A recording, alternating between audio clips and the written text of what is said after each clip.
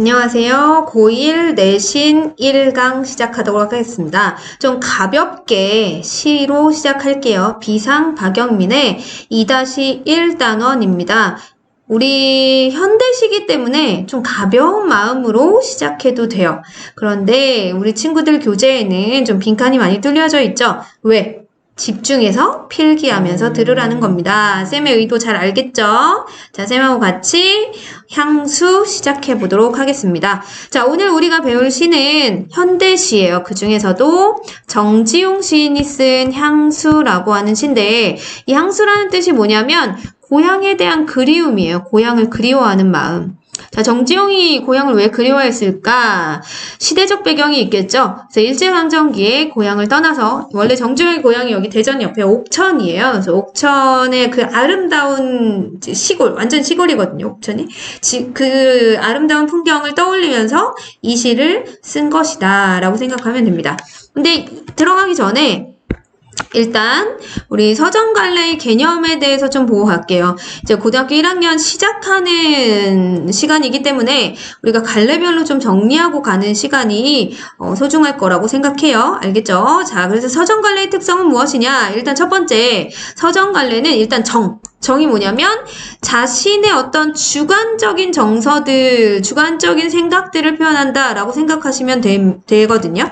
그래서 주관성이 강한 서정적인 내용이 담겨져 있다. 자, 그 다음에 운율이 있는 함축적 언어를 사용한다는 것 기억하시면 됩니다. 자, 우리 시하면 노래한다라고 하죠. 왜 노래한다라고 해? 운율이 있기 때문이에요. 그래서 언어에 압축된 형식미를 추구한다라고 하는데, 자, 일단 시는 운율을 사용해서 아름답게 구체화하고 그 다음에 언어를 압축해서 형식미를 보여주는 거예요. 그래서 우리가 시에서 문제를 찾을 때 형식적 특징을 찾는 경우들이 생기는 거죠. 왜냐면 의도적으로 형식미를 추구한 거기 때문에 찾는 거예요. 자, 그 다음에 당연히 화자의 정서와 태도가 나타나게 됩니다. 자, 다양한 표현 기법들 여기 있죠. 자, 이런 표현 기법들 읽어내면 되는데, 자, 비유, 상징, 반어, 역설. 여기 있는 개념 중에 모르는 개념이 있으면 꼭 찾아보시거나 쌤한테 물어보세요. 왜냐면 이거를 능동적으로 너희들이 지문에서 찾아내야지 중학교 때처럼 밑줄 긋고 외우고 그래서 그 작품만 시험에 나오고 그렇지 않아요.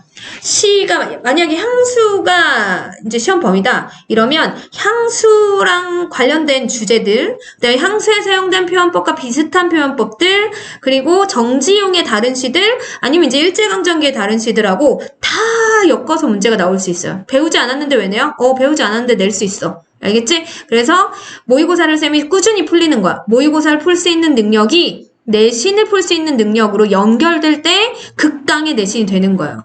나는 우리 열카 학생들이 다 1등급이 됐으면 좋겠다 라고 항상 이야기하고 있어요. 누구나 될 수 있는 과목이 국어야. 누구나 1등급이 될 수 있는 과목이야. 왜? 모국어잖아. 니들은 국어를 사용하는 한국인이에요. 그러면 다 1등급이 될 수 있거든? 근데 왜 국어는 점수를 올리기가 어렵다고 하냐면 이런 걸 지금까지 너희들이 외웠기 때문이야. 외우지 말고 이해하려고 하시고 작품 속에서 찾아내려고 노력해야 돼요. 그걸 위해서 쌤이 문제를 풀어보라고 하는 거야.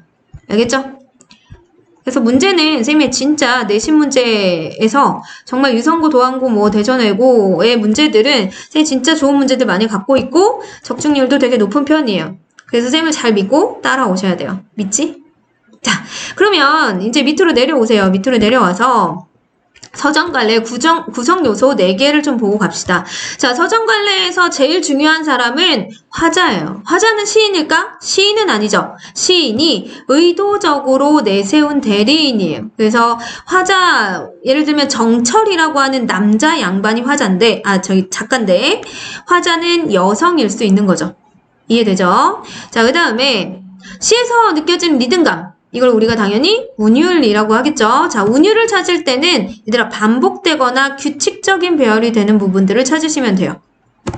자, 그 다음 세 번째는 뭐야? 시를 읽고 마음속에 떠오르는 감각. 그래서 우리가 중학교 때부터 배웠던 거 뭐예요? 시각, 청각, 후각 같은 오감과 공감각적 심상이죠. 자, 뭐야? 심상이지. 그래서 심상을 찾아내는 거 중요하고요. 자, 그 다음 마지막 구성 요소는 화자가 말하고자 하는 바를 구체적으로 나타내기 위해 사용하는 다양한 표현 방법들이 쓰일 수 있어요. 그래서 표현 기법들, 방금 어디서 얘기한 거? 여기서 얘기한 이 표현 기법들이 문제에 나올 수 있고 구성 요소가 된다라는 것 기억하시면 되겠습니다. 그래서 서장갈래는 여기 나온 화자, 운율, 심상, 표현 기법 등이 서로 따로 떨어진 게 아니라 유기적으로 결합되어 있는 거예요. 자, 유기적으로 결합되어 있다는 게 무슨 뜻이냐면 서로 긴밀히 연결이 되어 있는 거지. 그래서 시의 이런 표현 구성 요소들이 자기의 표현 의도를 위해서 적절하게 짜여져 있다. 라고 보시면 돼요. 그래서 얘네들의 관계를 파악하는 게 문제에 또 나올 수 있습니다. 자, 그러면 이거 그냥 넘어가시고 자, 그 다음 시를 직접 해석을 해보도록 하겠습니다. 자, 시 본문으로 가주세요. 시 본문 펴시고 자, 시 본문을 보도록 할게요. 자, 향수는 정지용 시인이 썼다고 했죠. 자, 내용을 보자. 일단 어떻게 시작하냐면 넓은 벌 동쪽 끝으로 옛이야기 지줄대는 실개천이 회돌아 나가고 얼룩배기 황소가 해설피 금빛 게으른 울음을 우는 곳. 자, 어떤 공간을 묘사하고 있죠. 설명하고 있죠. 어떤 공간이야, 이곳이? 넓은 벌이 있어요. 넓은 벌, 들판이죠. 이렇게 넓은 들판이 있고 동쪽 끝으로 실개천이 이렇게 휘돌아 나가고 있어요. 이 마을을. 그 다음에 얼룩배기 황소가 한 마리 여기 이렇게 음매하고 있는 거지. 해설피 금빛 게으른 울음을 우는 곳이에요. 자, 그래서 평화로운 고향의 풍경을 원경으로 우리가 이렇게 이 풍경을 보려면 멀리서 봐야겠죠. 그래서 시선이 이렇게 아련해지는 거야. 이해되지? 그래서 원경으로 제시하면서 옛이야기 지줄대는 옛이야기 지줄대는 뭐야? 실개천, 시냇물이거든요. 그럼 실개천이 지줄, 조잘조잘 말한다 이런 뜻이야. 그럼 뭐야? 실개천이 말한다고 했으니까 사람처럼 표현한 거죠. 이걸 우리가 뭐라고 해? 그렇지. 의인법이죠. 자, 의인법을 사용해서 친근하게 표현한 거지. 친근하게 표현한 거예요. 회 돌아 나가고 이렇게 삥 돌아 나간다고.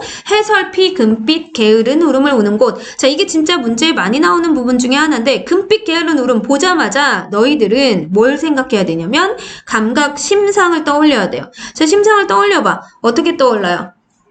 어떻게? 자, 금빛 시각이죠. 근데 게으른 울음은 뭐야? 청각이지. 그럼 이건 뭐예요? 시각과 청각이 서로 전이되어 있다라고 보시면 돼요. 서로 전이된 공감각적 심상이 되겠죠. 그래서 청각을 시각적으로 표현했다라고 보시면 돼요. 이해되죠? 그래서 청각을 시각적으로 표현했구나. 이런 걸 우리가 공감각적 심상이라고 부르고 문제에 많이 나오는 부분이니까 알아두세요. 찾을 수 있겠지? 근데 이걸 그냥 공감각적 심상 찾아라 이렇게 안 나오겠죠? 다른 공감각적 심상을 사용하는 작품들하고 엮어서 나옵니다. 알겠죠? 꼭 알아두셔야 돼. 자, 그 다음에 그곳이 차마 꾸멘드 리칠리아 이랬네요. 자, 그곳이 차마 꾸멘드 리칠리아. 오? 어떤 곳? 이곳이 어떤 곳이야? 방금 얘기한 이곳이겠죠. 그래서 이곳이 바로 고향이에요. 차마 꾸멘드 리칠리아. 자, 잊히겠느냐야. 잊어지겠니? 못 잊겠죠. 그럼 이건 뭐야? 의문문 사용해서 자기가 표현하고 싶은 거 서리법. 그죠? 후렴구를 사용해서 서리적 표현을 통해 고향에 대한 그림을 부각하고 있는 부분이에요. 자, 후렴구가 뭐야? 각 연마다 동일하게 반복되는 걸 우리가 후렴구라고 하죠. 그래서 보세요. 1연에도 있고 2연에도 있고 3연에도 있어요. 그러니까 각 연에 다 반복되고 있어요. 그 다음 자, 하나 더 우리가 찾아보면 실개천까지는 이런 풍경이죠. 풍경이니까 여기까지는 원경이거든요. 그런데 황소의 울음소리를 들으려면 멀리 있으면 황소의 울음소리나 뭐 황소의 어떤 금빛 게으른 울음이 잘 느껴지겠어? 안 느껴지겠죠. 그러니까 이제 근경으로 얼룩배기 황소가 나오는 부분, 이 황소가 나오는 부분은 근경이에요. 필기하시면 되겠습니다. 자, 근경으로 시선이 이동되고 있다. 원급문법 사용하고 있다. 시선의 이동을 사용했다 정도 기억하시면 돼요. 이해되지? 그래서 먼 풍경을 보고 이제 자기 앞에 있는 황소를 보고 고향을 떠올리고 있는 거야. 근데 이게 진짜 얘가 고향을 보고 있는 게 아니라 이렇게 눈 감고 상상을 하고 있는 거지. 내가 그리운 고향을. 이해되죠? 자, 그 다음 2연 봅시다. 질화로에 재가 식어지면, 자, 질화로가 뭐냐면 겨울에 이제 따뜻하게 불을 피워가지고 이제 손난로처럼, 예전에는 이제 난로가 없으니까 난로를 피우는 거예요. 그걸 화로라고 하는데, 재가 식어지면이라고 했으니까 언제야?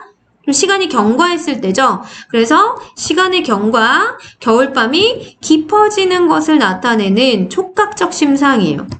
왜 촉각적 심상이냐면 재가 식어지면 차갑죠. 이 차가운 걸 뭘로 느끼는 거야? 촉각, 피부로 느끼는 거야. 그래서 촉각적 심상 사용했다라고 보시면 돼요. 자, 비인 밭에 밤바람 소리 말을 달리고, 자, 비인 밭에 밤바람 소리가 말을 달린대요. 자, 원래 표현하고 싶은 건 밤바람 소리겠지. 근데 이 소리가 뭐한데? 말을 달리는 것처럼 느껴진대. 그럼 이건 뭐야? 생명이 없는 소리를 생명이 있는 말처럼 표현한 거잖아요. 이런 걸 우리가 뭐라고 해? 화류법이라고 하죠. 생동감을 주려고 하는 거야. 생명이 없는 애한테 생명을 주는 거지. 화류법. 의인법하고는 다른 거예요. 자, 그 다음에 밤바람 소리가 말을 달리는 게 뭐냐면 원간여 원래의 심상은 청각이에요. 이걸 시각적으로 말을 달린다라고 표현했으니까 공감각적 심상이죠. 자, 아까 금빛 게으른 울음하고 연결해서 같이 공감각적 심상 사용하고 있는 부분이에요. 알아두시면 되겠습니다. 자, 어떤 곳이야? 밤바람 소리가 말을 달리고 바람이 슉 불어오고 엷은 졸음에 겨운 늙으신 아버지 누구겠어요? 고향에 계신 아버지가 집베개를 돋아 고이시는 곳, 지금 아버지는 내 옆에 안 계시지만 집베개를 돋아 고이시는 곳이라고 뭐 하고 있는 거야? 회상하고 있는 거지. 그래서 그리움의 정서까지 읽어주시면 돼요. 이해되지? 그래서 고향을 그리워하고 있는 부분이 1연에서는 이제 자기의 정겨운 고향 마을의 풍경을 묘사하고 2연에서는 이제 자기의 가족, 자기 집을 회상하고 있는 거지. 이해되죠? 근데 여기 나오는 이런 소재들이 다 어디에 있는 것들이야? 보니까 도시가 아니라 시골에 있는 곳들이죠. 그래서 이런 걸 우리가 향토적 소재를 사용했다라고 표현할 수 있어요. 향토적 소재 사용. 그래서 뭘 그려내는데 효과적이야? 고향의 이미지를 그려내는데 효과적이야 라고 생각하시면 되겠죠. 좋습니다. 자, 그 다음 3연으로 넘어갑니다. 흙에서 자란 내 마음. 흙에서 자란 내 마음 언제야? 어린 시절이죠. 흙에서 자란 유년 시절의 순박함을 표현하고 있는 부분이고, 여기서 나는 누구요? 곧 화자죠. 그래서 우리가 이런 걸 뭐라고 하냐면 화자가 나라고 하는 사람이 직접 드러나 있잖아요. 나가 있는 걸 표면에 화자가 있다 라고 표현해요. 좀 써놓고 선택지에 표면에 화자가 있다라고 하면 누가 있다는 거? 나가 있다는 거. 그럼 어떤 시의 경우에는 나가 없는 시가 있어요. 그럴 때는 이제 화자가 표면에 드러나있지 않은 거지. 그렇죠? 여기서 이제 나의 그리움이 중요하니까 당연히 나는 등장하게 됩니다.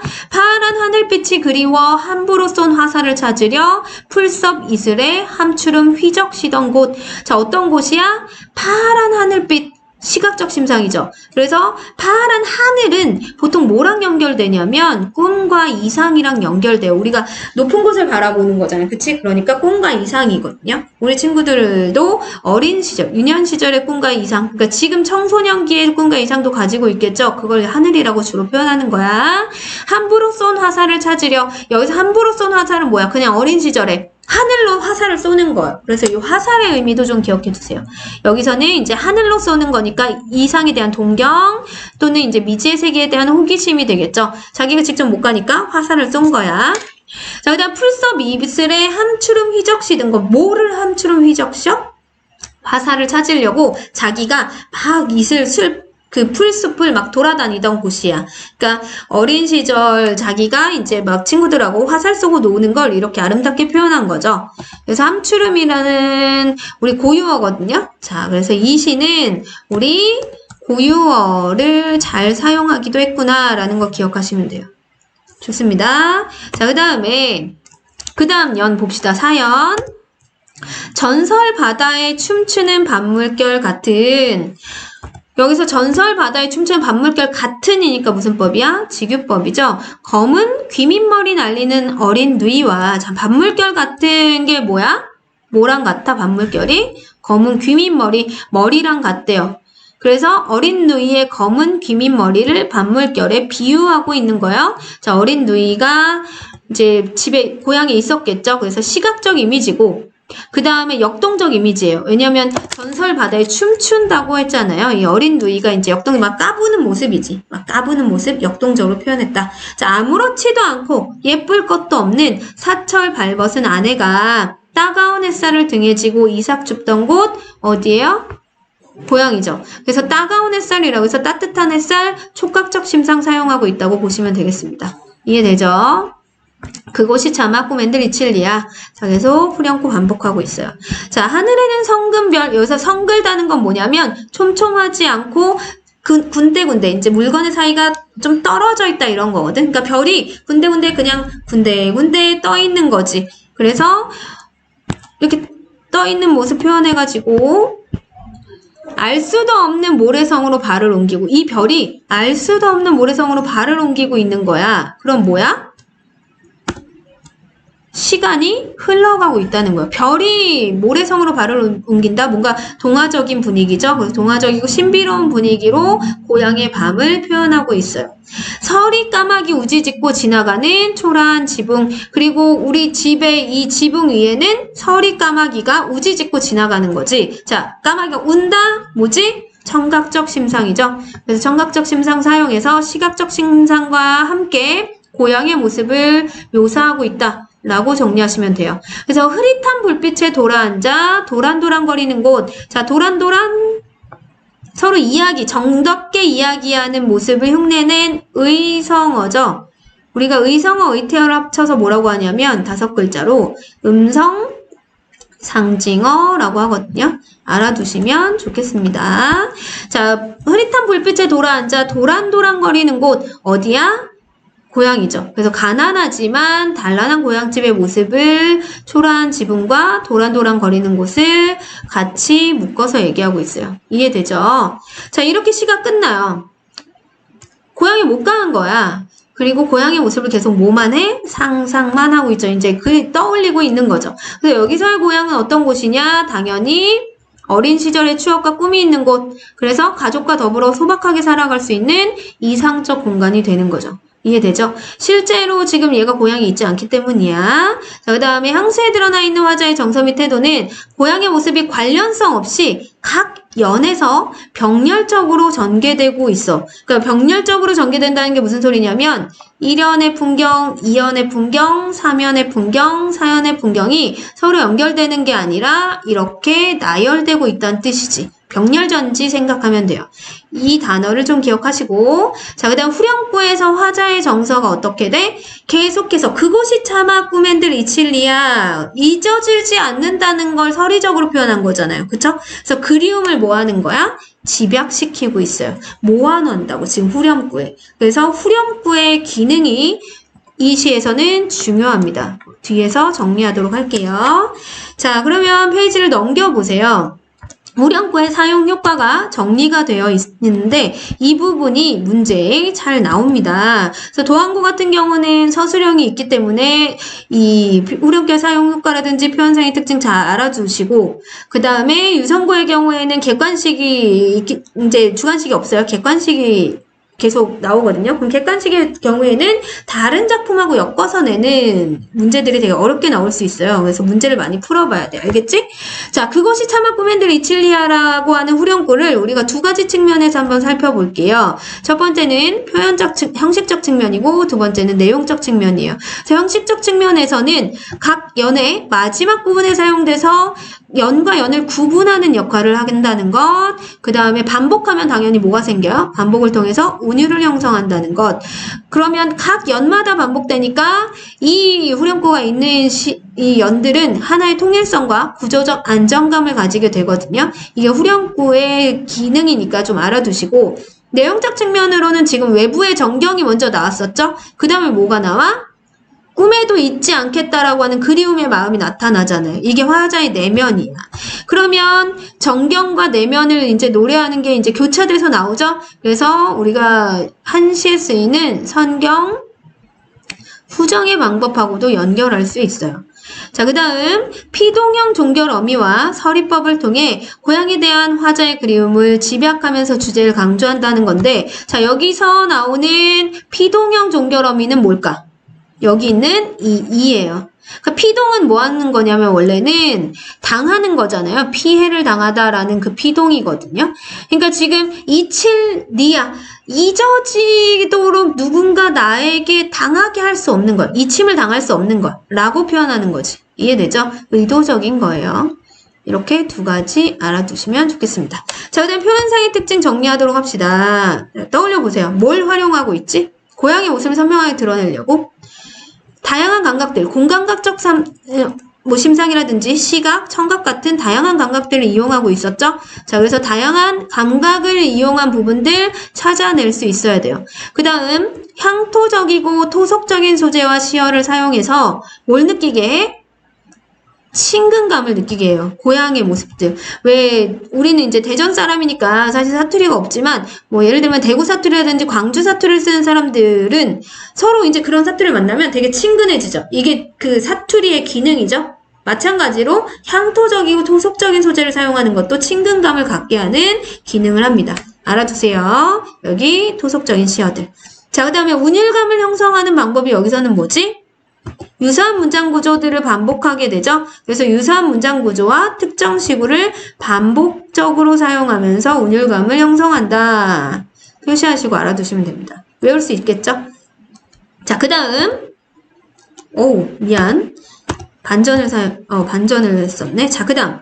자, 이 시에 사용된 다양한 표현 기법들 당연히 단골로 나오는 거겠죠? 정리합시다. 자, 옛 이야기 지줄되는 실개천? 뭐야? 시냇물이 말을 한대. 의인법이죠. 그곳이 참학구맨들 이칠리야? 잊어지지 않는다. 반대로 해석되죠? 의문문 사용하고 있죠? 서리법이지. 그 다음. 전설바다에 춤추는 밤물결 같은 뭐지? 지규법이죠. 자, 이해 안 되는 친구들 다시 한번 보고 물어보세요. 알겠죠? 자, 밑에 있는 문제 풀어보시면 되겠습니다. 자, 그 다음에 이제 생각 모으기 보시면 1번은 사실 크게 중요한 게 아니에요. 왜냐하면 그냥 항수에 나온 고양이 모습을 정리하는 거거든요. 자, 이 정도 정리하고 그냥 넘어가도록 할게요. 자, 그 다음에 시에서 운율을 형성하는 요소들 문제 나올 수 있어요.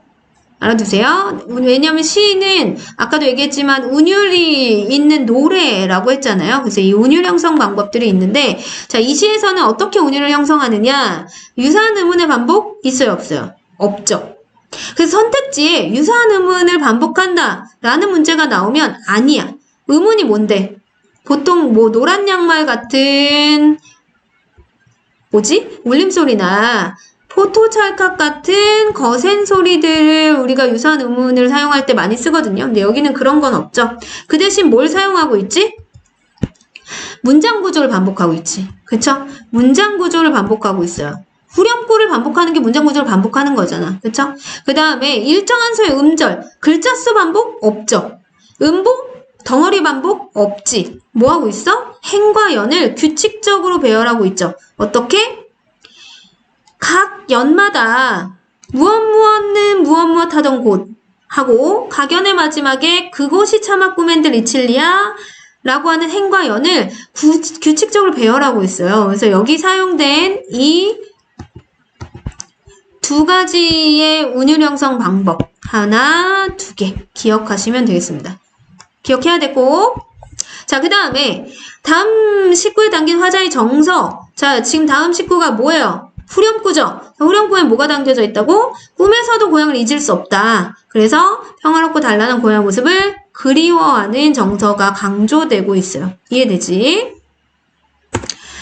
자, 그래서 이제 3번 문제 정리해보면 이 시에 쓰인 감각적 심상들 찾는 거죠. 감각적 심상들은 진짜 이 시에서 중요해요. 왜냐면 고양이 모습을 떠올리고 있잖아요. 그럼 고양이 모습을 떠올릴 때 당연히 이제 머릿속에서 우리가 감각으로 떠오르게 되거든요. 그래서 이 감각들을 찾아줄 수 있어야 돼. 자, 시각적 심상들 찾았죠.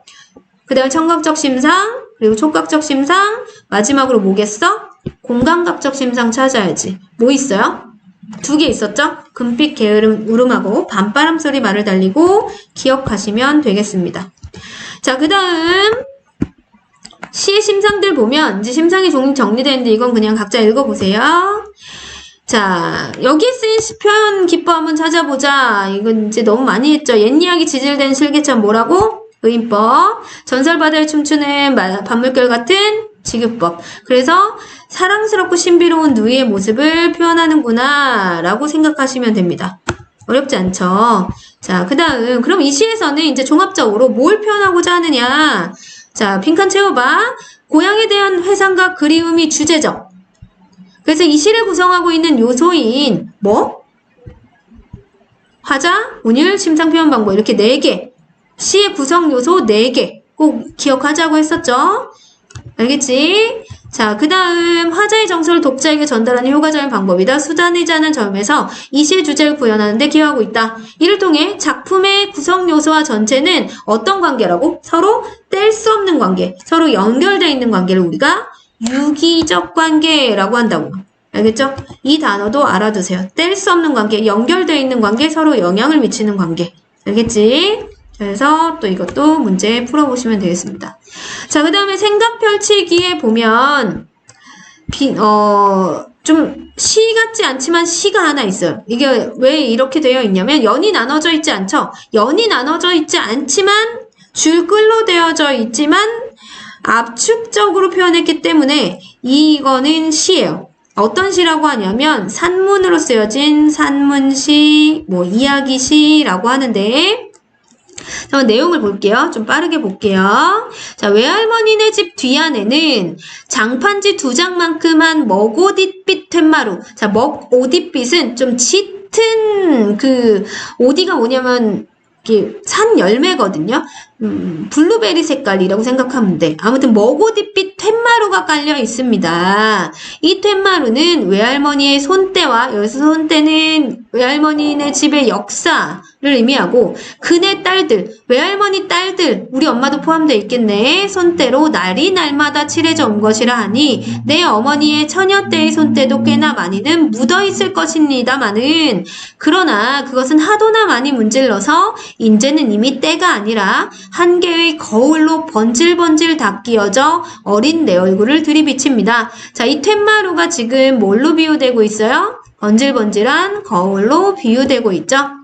그래, 나는 어머니한테 꾸지람을 되게 들어 따로 어디 갈 곳이 없게 된 날은 이 외할머니네 떼거울 툇마루를 찾아와 외할머니가 장독대 옆 뽕나무에서 따다주는 오디 열매를 약으로 먹어 숨을 바로 합니다. 엄마한테 혼나고 막 울면서 가는 거야. 그럼 외할머니가 어떻게 해? 오디 열매를 따서 아 이거 먹고 그만 울어 뭐 이렇게 하는 거죠. 그래서 이게 이제 외할머니의 손자에 대한 사랑이에요. 외할머니 얼굴과 내 얼굴이 나란히 비치어 있는 뭐야? 외할머니하고 나와의 세대 간의 사랑이죠. 나란히 공존하고 있는 자 이게 이제 이 시의 주제의식 중에 하나예요. 이 툇마루에게까지는 어머니도 그네 꾸지람을 가지고 올 수 없기 때문입니다. 그래서 유년 시절을 뭐하고 있어? 추억하고 있어요. 누구와의? 외할머니와의 추억을. 이해되죠? 그래서 근데 겉으로 드러나는 운율은 보이지 않고 그냥 이 안에 압축되어 있기 때문에 차분한 호흡을 통해서 자, 차분한 호흡을 통해서 뭐하고 있다? 내재율을 느끼고 있다. 겉으로 드러나지 않는 운율을 내재율이라고 하는 거죠. 그 다음 툇마루의 모습이 시각적 심상을 통해 생생하게 제시되어 있죠. 여기서는 시각적 심상, 먹오디빛. 그쵸? 자, 그 다음 또한 툇마루를 거울에 빗대어 표현하고 툇마루에 얽힌 화자의 추억과 그에 대한 뭐? 그리움의 정서. 할머니의 그런 어떤 나의 유년 시절의 할머니에 대한 그리움을 표현하고 있는 거죠. 자, 이해되지? 자, 그 다음 밑에는 이제 뭐 그리움의 대상을 떠올려 보는 거니까 넘어가시면 돼요. 자, 뒤쪽에 보시면 쌤이 뭘 넣어놨냐면 프린트 뒤에 뭐가 있어요? 문제들이 있죠. 그래서 일단 이건 1차 문제야. 전혀 어렵지 않아야 되는 문제인데 아마 풀다 보면 틀리는 문제들이 나올 거예요. 그러면 틀리는 문제들은 당연히 어떻게 해야 돼? 풀고 자, 과제 내도록 하겠습니다. 뒤에 있는 문제들 문제 풀고 뭐 해야 돼? 채점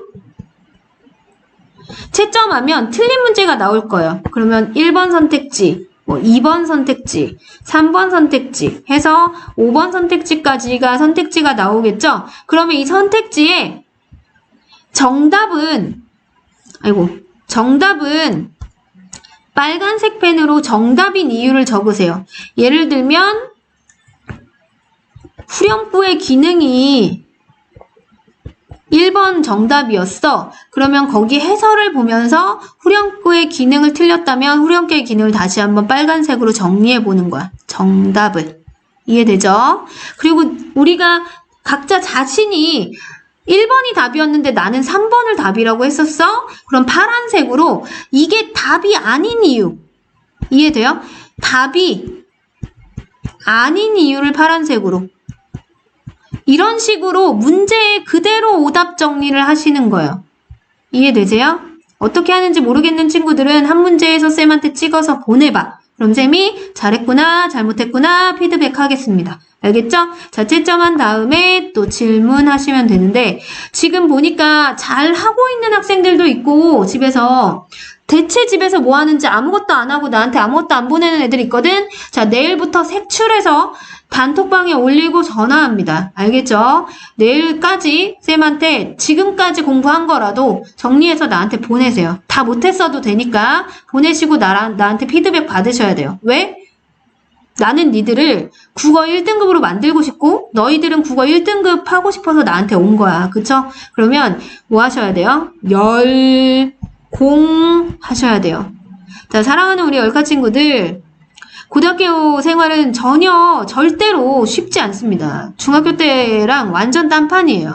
그러니까 지금 미안하지만 4% 안에 드는 친구들은 다 안 놀고 있습니다. 우리 열카에서도 1등급 나올 만한 친구들은 다 놀지 않고 있어요. 2시까지 자는 누구누구 안 돼. 아침에 내가 몇 시에 일어나라고 했어? 9시에는 일어나자고 했죠? 9시에 일어나세요. 제발 부탁입니다. 자, 그리고 찾아서 공부하세요.